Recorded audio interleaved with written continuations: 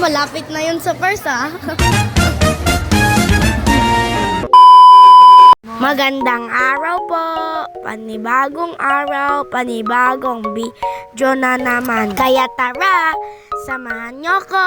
Pero bago ang lahat, ako nga po pala si Ate Amara. Ito po pala yung araw na ginanap DFOT o District Festival of Talent. At kasali nga po ako sa Likha Kwento. Ang Likha Kwento po pala ay isang original na maikling kwento na isinulat ng mag-aaral upang ipahayag ang kanilang kaisipan at damdamin. Dito po pala sa San Agustin Central Elementary School gaganapin ang Patimpalak. Ang lawak po pala ng school na to. Kasama ko rin po pala sila Kuya Jeff. At kasali po sila sa Himig Bulilit. Meron din pong sumali sa Tahirawan, storytelling, fruit and vegetable carving, recycled waste material. At di ko na po alam yung iba. Nagbibihis na po pala sila dito. Tinatanong po pala ako kung kinakabahan ako. Sabi ko hindi. Excited lang. Pagkatapos po pala ng ceremony, ay sinabi na kung saan room kami. At hinatid na kami ni Ma'am Eva. Si Ethan po pala ang kasama ko. Pero sa storytelling siya. Ang coach po pala namin ay si Ma'am Riza. Tapos si Ma'am Eva naman, ang coach ni Ate Frank sa Tahirawan. Third place po pala siya. Congratulations! At yun, nandito na ako sa waiting area. Dito nila ibibigay yung mga drawing ang gagawan namin ng kwento. 15 minutes po pala na may titignan yung drawing. 25 pages po pala yun. Tapos, gagawan na namin ng kwento. Tapos, start na magtawag mga judges. Yung lalaki po pala ang nauna. Tapos ito ang pangalawa. Tapos pangatlo. Di ko po pala alam kung anong school sila. Ito po pala yung number 4.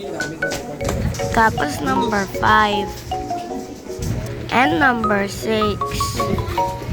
And 7. 8. 9. Tapos ako na number 10. Medyo kinakabahan ako dito. Pero in-enjoy ko na lang. Tapos ginawa ko yung best ko.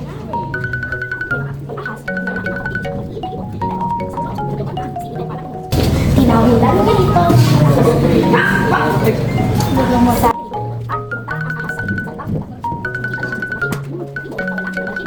Dot, nilito ay naisipan nila na lagyan ng makukulay na balahibo.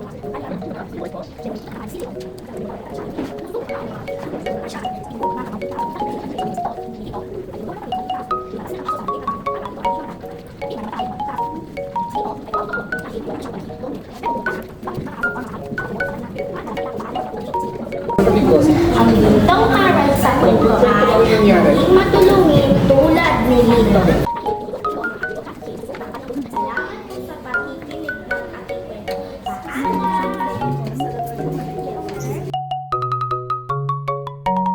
Yun lang po. Di po pala lahat nakuha na ng video. Nung natapos lahat, punta na ulit kami sa hall para sa awarding. Tapos kumanta na muna kami. Pagkatapos, nag-start na ang awarding. Nagkakwento na yung susunod. Tinawag na yung 5th place. Tapos 4th at 3rd place. Kinakabahan na po pala ako dyan. Kasi di pa ako natatawa. 21 kami lahat na nakilahok. Umuwi na po pala yung 3rd place. Kaya wala siya dyan. Goes to Dwayne Valdez of Santo Niño Elementary School, the coach, Marisa Pascual, and the school.